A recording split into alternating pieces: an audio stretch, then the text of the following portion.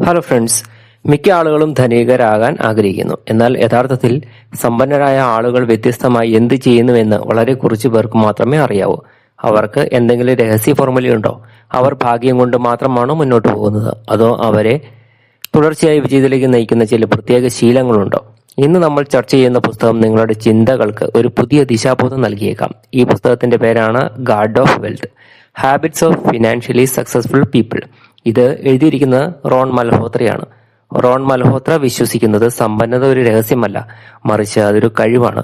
മറ്റേതൊരു കഴിവിനെ പോലെയും ഇതും പഠിച്ചെടുക്കാവുന്നതാണ്. എന്നാൽ ഈ പുസ്തകത്തിൽ വിജയിച്ച ഓരോ വ്യക്തിയുടെയും ദിനചര്യയുടെ ഭാഗമായ 8 സാമ്പത്തിക ശീലങ്ങളെക്കുറിച്ച് അദ്ദേഹം പ്രതിപാദിക്കുന്നു. ഈ ശീലങ്ങൾ പണം സമ്പാദിക്കുന്നതിൽ മാത്രം ഒതുങ്ങുന്നില്ല, മറിച്ച് പണം എങ്ങനെ ലാഭിക്കാമെന്നും ഏറ്റവും പ്രധാനമായി അതെങ്ങനെ വർദ്ധിപ്പിക്കാമെന്നും പഠിപ്പിക്കുന്നു. പണം കഠിനാധ്വാനം കൊണ്ട് മാത്രം വരുന്ന ഒന്നല്ലെന്ന് റോൺ വ്യക്തമാക്കുന്നു. അത് ശരിയായ കാഴ്ചപ്പാട്, ശക്തമായ ശീലങ്ങൾ, ദീർഘവീക്ഷണം എന്നിവയുടെ ഫലമാണ്. സമ്പന്നത ഒരു അത്ഭുതമല്ല, അതൊരു തന്ത്രമാണ്. പണം നിങ്ങൾക്കായി പ്രവർത്തിക്കണമെന്നും ജീവിതകാലം മുഴുവൻ നിങ്ങൾ അതിന്റെ പിന്നാലെ ഓടരുതെന്നും ആഗ്രഹിക്കുന്നുവെങ്കിൽ ഈ ഓഡിയോ ബുക്ക് നിങ്ങൾക്കുള്ളതാണ്.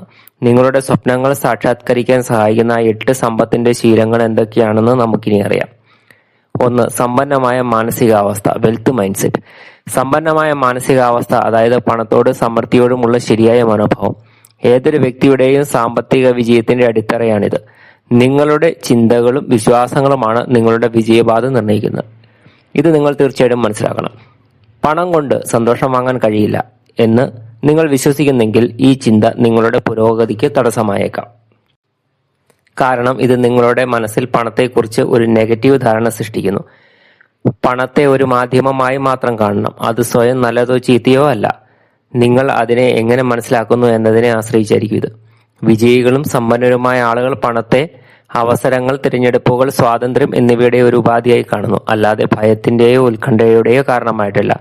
അവർ ഇല്ലായ്മയുടെ മാനസികാവസ്ഥയിൽ, സ്കേഴ്സിറ്റി മൈൻഡ് സെറ്റിൽ നിന്ന് പുറത്തു വന്ന് സമൃദ്ധിയുടെ മാനസികാവസ്ഥ, അബണ്ടൻസ് മൈൻഡ് സെറ്റിനെ സ്വീകരിക്കുന്നു. ഇതിൽ അവർ ജീവിതത്തിൽ ലഭ്യമായ അവസരങ്ങളെ തിരിച്ചറിയുകയും റിസ്ക് എടുക്കാൻ ഭയപ്പെടാതിരിക്കുകയും ചെയ്യുന്നു. ഈ ചിന്ത കാരണം അവർ പുതിയ വഴികൾ കണ്ടെത്തുകയും പഠിച്ചുകൊണ്ടിരിക്കുകയും സാമ്പത്തികമായി വികസിക്കുകയും ചെയ്യുന്നു. ശരിയായ സമ്പന്നമായ മാനസികാവസ്ഥയില്ലാതെ ആർക്കും വലിയ സാമ്പത്തിക വിജയം നേടാൻ കഴിയില്ല. കാരണം ചിന്തകളാണ് പ്രവൃത്തികൾക്ക് ജന്മം നൽകുന്നത്. പ്രവൃത്തികളാണ് നിങ്ങളുടെ സാമ്പത്തിക ഫലങ്ങൾ നിർണ്ണയിക്കുന്നത്. അതിനാൽ പണത്തോട് പോസിറ്റീവും തുറന്നതും ആയ, അവസരങ്ങൾ നിറഞ്ഞതുമായ ഒരു കാഴ്ചപ്പാട് സ്വീകരിക്കുന്നത് വളരെ വളരെ പ്രധാനമാണ്. ഇനി നമുക്കൊരു ഉദാഹരണം നോക്കാം. രാഹുലിന്റെ അച്ഛൻ എല്ലായ്പ്പോഴും പറയുമായിരുന്നു, പണം കൊണ്ട് സന്തോഷം വാങ്ങാൻ കഴിയില്ല. അതിനാൽ രാഹുൽ കുട്ടിക്കാലം മുതൽ പണത്തെ ഒരു നെഗറ്റീവ് കാര്യമായി കണ്ടു. എന്നാൽ സമ്പന്നരുടെ ചിന്താഗതി മനസ്സിലാക്കിയപ്പോൾ പണം ഒരവസരമാണ്, ഭയമല്ല എന്ന് അവൻ തിരിച്ചറിഞ്ഞു. ഞാൻ പണം സമ്പാദിച്ച് എന്റെയും മറ്റുള്ളവരുടെയും ജീവിതത്തിൽ മാറ്റം കൊണ്ടുവരും എന്നവൻ ചിന്തിച്ചു. ഈ ചിന്ത അവനെ വിജയത്തിലേക്ക് നയിച്ചു. 2. സാമ്പത്തിക അച്ചടക്കം, ഫിനാൻഷ്യൽ ഡിസിപ്ലിൻ. സാമ്പത്തിക അച്ചടക്കം എന്നത് പണം സമ്പാദിക്കുന്നതിൽ മാത്രം ഒതുങ്ങുന്ന ഒരു കഴിവല്ല, മറിച്ച് അത് ശരിയായ രീതിയിൽ കൈകാര്യം ചെയ്യുന്നതിലും ചിട്ടപ്പെടുത്തുന്നതിലും വൈദഗ്ധ്യം കാണിക്കുന്ന ഒന്നാണ്. പണം സമ്പാദിക്കുന്നത് ഒരു കലയായിരിക്കാം, എന്നാൽ അത് വിവേകത്തോടെ ചിലവഴിക്കുകയും ലാഭിക്കുകയും ചെയ്യുന്നത് സാമ്പത്തിക സ്ഥിരത ഉറപ്പു നൽകുന്ന ഒരു വൈദഗ്ധ്യമാണ്. മിക്ക ആളുകളും ഒരു പദ്ധതിയുമില്ലാതെ ചിലവഴിക്കുകയും സമ്പാദ്യത്തെക്കുറിച്ച് പിന്നീട് ചിന്തിക്കുകയും ചെയ്യുന്നു. ഇത് സാമ്പത്തിക സമ്മർദ്ദം വർദ്ധിപ്പിക്കുന്നു. ഇതിന് വിപരീതമായി വിജയികളായ വ്യക്തികൾ ആദ്യം സമ്പാദിക്കുന്നു, തുടർന്ന് ആ സമ്പാദ്യം നിക്ഷേപിക്കുന്നു. അതിനുശേഷം മാത്രമേ അവരുടെ ആവശ്യങ്ങൾക്കായി ചിലവഴിക്കുന്നുള്ളൂ. ഈ ശീലം സാമ്പത്തിക സ്ഥിരതയുടെയും സുരക്ഷയുടെയും അടിത്തറ പാകുന്നു. ചെറിയ തുകകളെ വിലമതിക്കുകയും ബഹുമാനിക്കുകയും ചെയ്യുന്ന വലിയ സാമ്പത്തിക ഉത്തരവാദിത്തത്തിന്റെ സൂചനയാണ്. കാരണം ഇത് കാണിക്കുന്നത് ആ വ്യക്തിക്ക് വലിയ തുകകളും ശരിയായി കൈകാര്യം ചെയ്യാൻ കഴിയുമെന്നാണ്. സാമ്പത്തിക അച്ചടക്കമില്ലാതെ എത്ര വരുമാനം ഉണ്ടായാലും സ്ഥിരതയും സമൃദ്ധിയും കൈവരിക്കാൻ പ്രയാസമാണ്. ഉദാഹരണം, സീമ എല്ലാ മാസവും തന്റെ വരുമാനത്തിന്റെ 20% ലാഭിക്കുന്നു. ശമ്പളം കുറവാണെങ്കിലും കൂടുതലാണെങ്കിലും അവർ ആദ്യം ലാഭിക്കുകയും പിന്നെ നിക്ഷേപിക്കുകയും ബാക്കിയുള്ള തുക ചിലവാക്കുകയും ചെയ്യുന്നു. ഇക്കാരണത്താൽ ഒരു അടിയന്തര സാഹചര്യം അവരുടെ പണത്തിന് കുറവുണ്ടാക്കുന്നില്ല.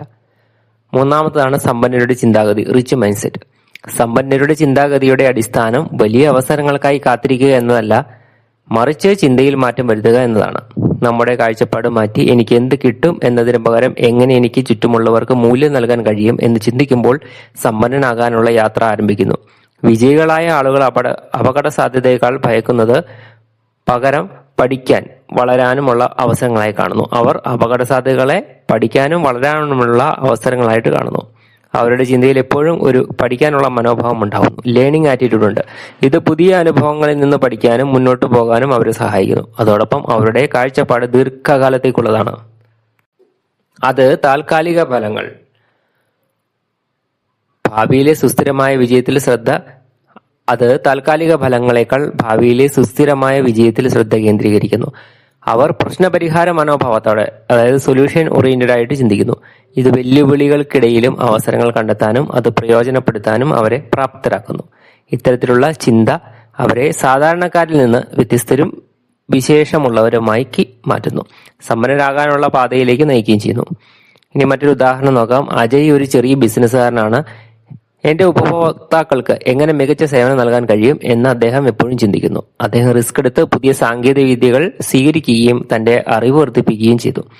ഇത് അദ്ദേഹത്തിന്റെ ബിസിനസ്സിന് നിരന്തരം വളരാൻ കാരണമായി.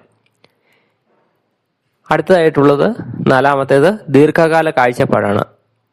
സമ്പത്തുണ്ടാക്കാൻ നമുക്ക് ദീർഘകാല കാഴ്ചപ്പാട് വേണം, ലോങ് ടൈം വിഷൻ വേണം.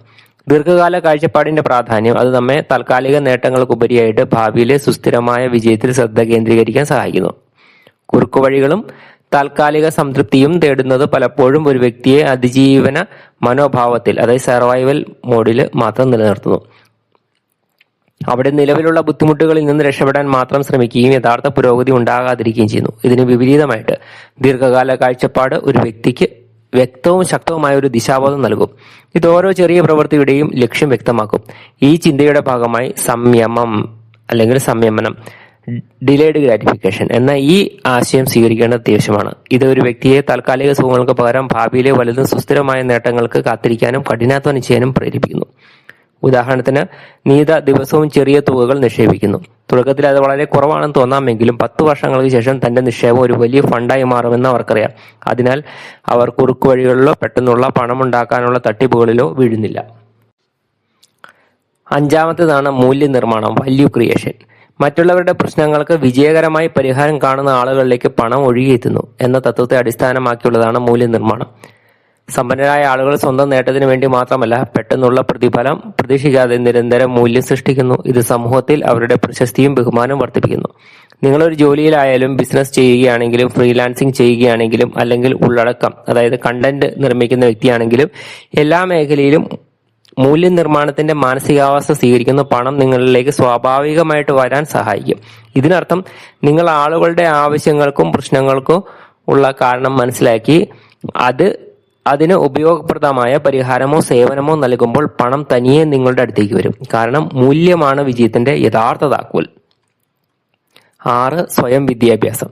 സ്വയം വിദ്യാഭ്യാസം എന്നത് ജീവിതകാലം മുഴുവൻ തുടരുന്ന ഒരു നിരന്തര പ്രക്രിയയാണ്. ഇതിന് ബിരുദങ്ങളോ സർട്ടിഫിക്കറ്റുകളോ മാത്രം നേടുന്നതിൽ ഒതുങ്ങുന്നില്ല. മറിച്ച് ദിവസവും പുതിയ കാര്യങ്ങൾ പഠിക്കുക, പുസ്തകങ്ങൾ വായിക്കുക, പോഡ്കാസ്റ്റുകൾ കേൾക്കുക, ഓൺലൈൻ കോഴ്സുകൾ ചെയ്യുക, ഉപദേഷ്ടാക്കളിൽ നിന്ന് മാർഗനിർദ്ദേശം തേടുക, യഥാർത്ഥ അനുഭവങ്ങളിൽ നിന്ന് പഠിക്കുക എന്നിവയെല്ലാം ചേർന്നതാണ്. നിരന്തരമായ സ്വയം വിദ്യാഭ്യാസത്തിലൂടെ ഒരു വ്യക്തിക്ക് തന്റെ അറിവ് കാലികമായി നിലനിർത്താൻ സാധിക്കും.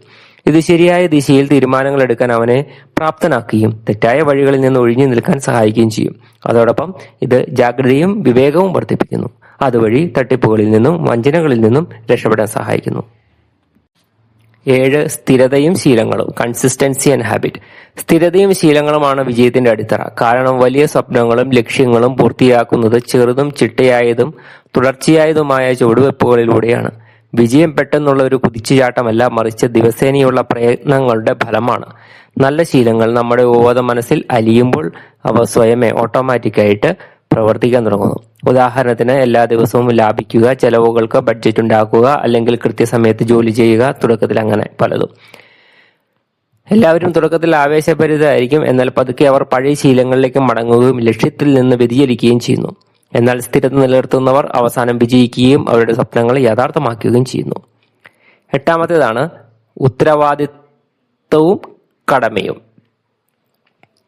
Responsibility and accountability. ഉത്തരവാദിത്വവും കടമയും എന്നതിനർത്ഥം നിങ്ങളുടെ ലക്ഷ്യങ്ങൾ, ശീലങ്ങൾ, തീരുമാനങ്ങൾ എന്നിവയ്ക്ക് പൂർണ്ണമായും ഉത്തരവാദിയായിരിക്കുക. അവ മറ്റുള്ളവരുമായി പങ്കുവെച്ച് നിങ്ങളുടെ പ്രതിബദ്ധത ശക്തിപ്പെടുത്തുക എന്നതാണ്. നിങ്ങളുടെ ലക്ഷ്യങ്ങൾ സുഹൃത്തുക്കളുമായോ കുടുംബവുമായിട്ടോ അല്ലെങ്കിൽ ഗ്രൂപ്പുമായിട്ടോ പങ്കുവയ്ക്കുമ്പോൾ അത് നിങ്ങളിൽ ഒരു ഉത്തരവാദിത്തബോധം സൃഷ്ടിക്കുന്നു. ഇത് നിങ്ങളെ പ്രചോദിപ്പിക്കുകയും നിങ്ങളുടെ ശ്രമങ്ങളെ ക്രമപ്പെടുത്തുകയും ചെയ്യുന്നു. ഇത്തരത്തിൽ ഉത്തരവാദിത്തബോധം നിങ്ങളുടെ വാഗ്ദാനങ്ങൾ പാലിക്കാൻ കൂടുതൽ ജാഗരൂകരമാക്കുകയും ഗൗരവമുള്ളവരാക്കി മാറ്റുകയും ചെയ്യുന്നു. ഇത് നല്ല ശീലങ്ങൾ വികസിപ്പിക്കുന്നതിന് നിങ്ങളുടെ പുരോഗതി തടസ്സമില്ലാതെ മുന്നോട്ട് കൊണ്ടുപോകാൻ സഹായിക്കും. അവസാന സന്ദേശമായിട്ട് പറയുന്നത്, സമ്പത്തിന്റെ യഥാർത്ഥ ഉറവിടം നമ്മുടെ ചിന്തകളിലും ദൈനംദിന തീരുമാനങ്ങളുമാണ് ഒളിഞ്ഞിരിക്കുന്നത്.